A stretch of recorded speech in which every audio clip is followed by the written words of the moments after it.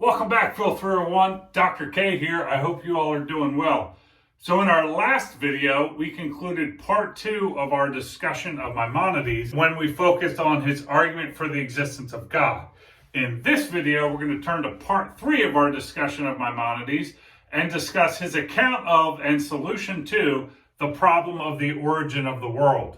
So what I want to do in this video in particular is give you an overview of what the problem is and what the main dialectical elements are with respect to the problem. So, what is the problem of the origin of the world? Well, first off, let's say what we mean by the world is the structured universe that we inhabit. We can think of the problem of the origin of the world as being comprised of two main questions. The first is, did the world have an origin? And the second is, if so, what was it? How exactly did it arise or come to be? So that's what the problem is. Now let's have a look or overview of the main dialectical elements with respect to the problem.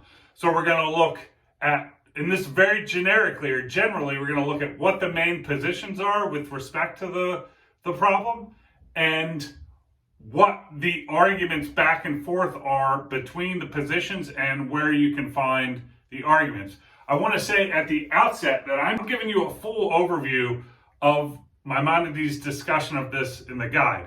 We won't talk about all the various elements that I identify here, but I want you to know where they are if you want to pursue these topics further on your own. So the first main element of the discussion on the problem of the origin of the world concerns the main positions with respect to the problem. And there are four main positions that Maimonides discusses with respect to the problem: the Jewish position, the Platonist position, the Aristotelian position, and the Epicurean position. Maimonides lays out these positions on pages 94 through 99. You're going to want to know what these positions are. The second main dialectical element concerning the problem of the origin of the world concerns arguments surrounding the Aristotelian position.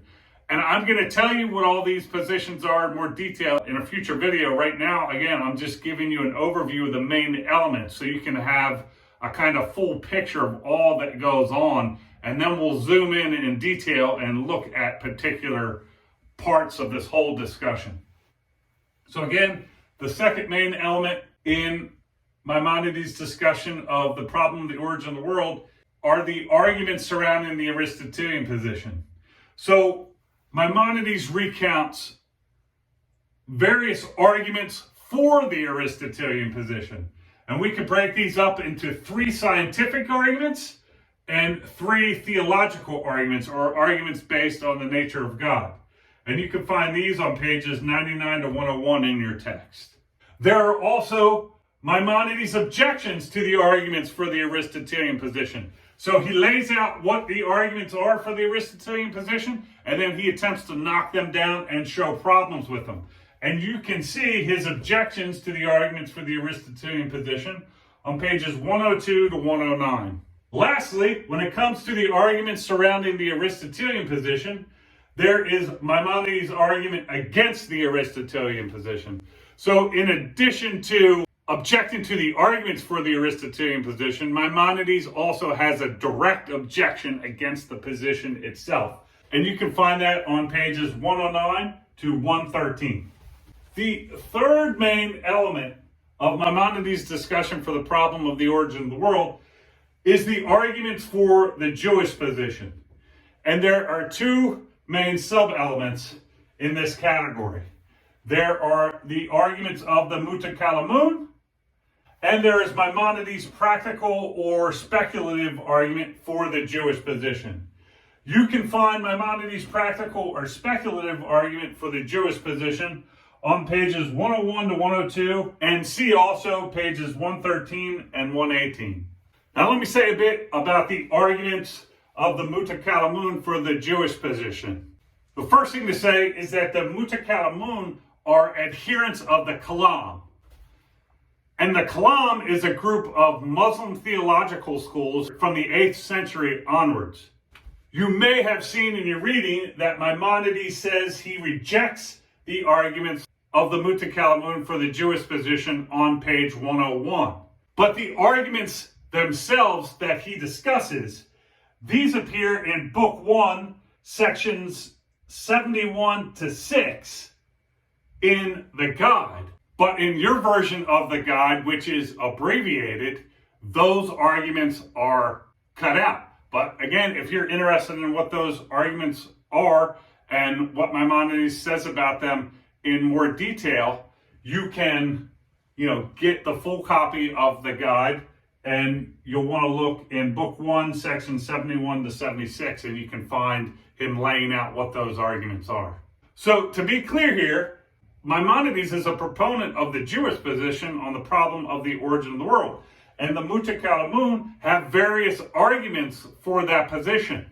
He rejects those arguments. He doesn't think that those arguments establish the Jewish position on the problem of the origin of the world. And he has another argument that he offers on its behalf. Okay, so those are the main elements. That was an overview of all the elements at a very low resolution of detail. What I want to do now is point out which elements we're going to choose to zoom in on and have a closer look. The first is going to be the main positions with respect to the problem, right? So we're going to look at all these in more detail. You'll learn what the Jewish position is, what the Platonist position is, what the Aristotelian position is, and what the Epicurean position is. The next main topic after that is going to be Maimonides' argument against the Aristotelian position. He spends a lot of time discussing the arguments for the Aristotelian position, attacking those arguments, and then offering his own direct objection to the Aristotelian position. We can't cover it all. If you want to look into it further, you know where you can find it. But this seems to be a high point of the discussion, so I want to hit this. The last main topic that we're going to zoom in on and discuss in some more detail is Maimonides' practical or speculative argument for the Jewish position. All right, so in this video, we defined what the problem of the origin of the world was. We said it consisted of two main questions. Number one, does the world have an origin? Right? Did it come into being or not? And if so, how? Right? What was the manner in which it came into being? And we laid out the main dialectical elements with respect to that problem. We laid out what the main positions or answers were. We talked generally about various arguments for and against the positions. And what we're going to do in the next video is zoom in more detail on some of those elements. In particular, in the next video, we're going to talk in more detail about the main positions with respect to the problem. So I'll see you in the next video. Dr. K out.